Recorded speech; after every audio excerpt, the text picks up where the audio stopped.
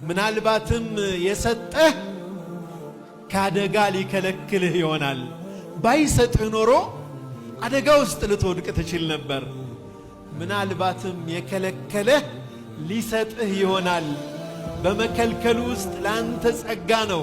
ጸጋችንን ቆጥረን ልንዘልቀው እንደማንችል አላህ እንዲህ ይለናል፣ ወአታኩም ሚን ኩሊ ማ ሰአልቱሙሁ ወኢን ተዑዱ ኒዕመተ ላሂ ላ ትሕሱሃ።